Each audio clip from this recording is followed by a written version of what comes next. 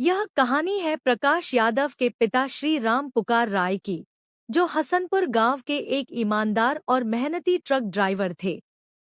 यह कहानी विश्वास, धोखे और एक परिवार के दुखद पतन को दर्शाती है। खुशहाल जीवन और एक नई जिम्मेदारी। हसनपुर गांव में रहने वाले राम पुकार राय की पहचान उनकी मेहनत और ईमानदारी से थी। एक ट्रक ड्राइवर के तौर पर उन्होंने अच्छी कमाई की थी, जिससे उनका परिवार सुखचैन से रहता था। उनके 5 भाई थे और भाइयों में सबसे बड़े का बेटा था दसई कुमार। दसई का मन पढ़ाई में बिल्कुल नहीं लगता था, इसलिए राम पुकार राय ने एक जिम्मेदार चाचा होने के नाते उसे अपने साथ काम पर लगा लिया। दसई को भी ट्रक चलाना पसंद था और कुछ समय तक सब कुछ एक परिवार की तरह ठीक चलता रहा। राम पुकार राय ने दसई को अपने बेटे की तरह पाला और उसे हुनर सिखाया। बहकावा और विश्वासघात।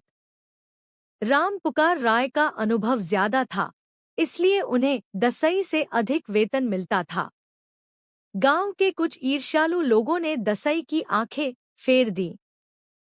उन्होंने दसई को बहकाया, तुम इतनी मेहनत करते हो, फिर भी तुम्हें कम पैसे मिल रहे हैं। तुम्हारा चाचा तुम्हारा हक मार रहा है। तुम यहाँ से भागकर कलकत्ता चले जाओ और फिर उन्हें फोन करके कहना कि तुम्हारा अपहरण हो गया है।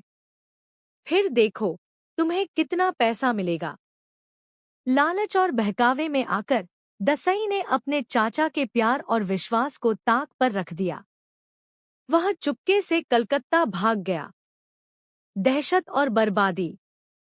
जब राम पुकार राय को दसई के अपहरण का फोन आया तो उनके होश उड़ गए। जिस भतीजे को उन्होंने बेटे की तरह पाला, वह खतरे में था। उन्होंने बिना देर किए पुलिस को सूचना दी। कई दिनों तक खोजबीन चलती रही, लेकिन दसई का कोई पता नहीं चला। अपने बेटे को ढूंढने में नाकाम और हताश राम पुकार राय ने अपनी ईमानदारी पर दाग लगने के डर से और न्याय की आस में अपनी ही कंपनी पर केस कर दिया। लेकिन होनी को कुछ और ही मंजूर था। कुछ दिनों बाद दसई कुमार अचानक कलकत्ता में मिल गया और घर लौट आया। टूटता संसार।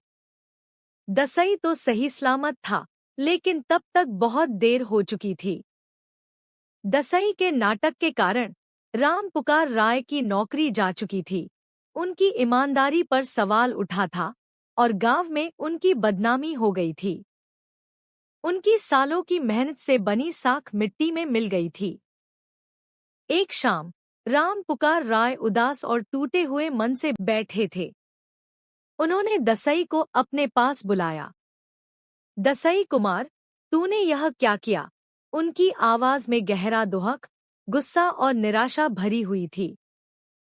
उन्होंने दसई का हाथ कसकर पकड़ा और भरे हुए दिल से बोले, तूने यह सब करने से पहले एक बार भी मेरे बारे में नहीं सोचा?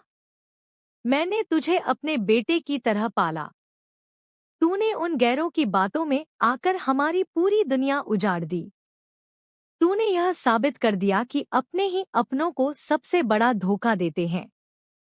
हम जिस जगह थे, वहां से अब हम बहुत पीछे चले गए हैं। यह सब तेरी वजह से हुआ है। राम पुकार राय की आंखों से आंसू बह रहे थे, जो उनकी असहनीय पीड़ा को दर्शा रहे थे। दसई को अपनी गलती का एहसास हुआ और वह रोने लगा, लेकिन अब पछताने का कोई फायदा नहीं था। यह घटना प्रकाश यादव और उनके परिवार के लिए दुखों का पहाड़ लेकर आई। राम पुकार राय की अच्छी खासी सम्मानित जिंदगी की उल्टी गिनती शुरू हो चुकी थी। निष्कर्ष। यह कहानी हमें सिखाती है कि लालच और बाहरी बहकावे में आकर किया गया एक गलत कदम कैसे मेहनत, ईमानदारी और सबसे बढ़कर अपनों के विश्वास को चकनाचूर कर सकता है। श्री राम पुकार राय की यह कहानी हमेशा यह याद दिलाएगी कि विश्वासघात का जख्म सबसे गहरा होता है।